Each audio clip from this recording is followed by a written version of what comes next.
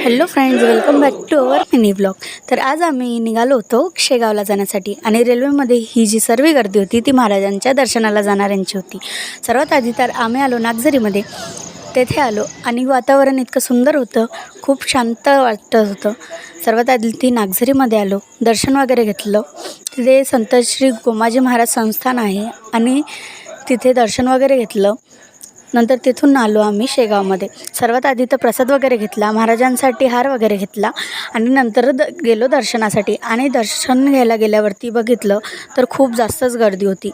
पण त्या गर्दीमध्ये मला दिसलं हे क्यूटचं असं बाळ आणि याने माझा दिवस खूपच स्पेशल बनवून टाकला होता खरंच. आणि नंतर दर्शन वगैरे झालं. शांततेत दर्शन घेऊन आम्ही आलो प्रसादाकडे. प्रसाद वगैरे खाऊन नंतर आम्ही ठरवलं थोडीफार शॉपिंग वगैरे केली, कारण की शॉपिंगशिवाय तर दिवसच जात नाही. शॉपिंग वगैरे केली आणि महालक्ष्मी मंदिरात गेलो, कारण की हे मंदिर मी अजूनही बघितलं नव्हतं. मग महालक्ष्मी मंदिराचे दर्शन वगैरे केले. तिथे आपली श्री करवीर निवासिनी महालक्ष्मी मातेचं खूप सुंदर असं मंदिर आहे. आणि याच्यानंतर तिन्ही ठिकाणचे पूर्ण असे व्लॉग येणार आहे, ते बघण्यासाठी नक्कीच सबस्क्राईब करा आणि इंस्टाग्राम अकाउंटला फॉलो करून घ्या. भेटूया नेक्स्ट व्हिडिओमध्ये. तिथपर्यंत बाय बाय.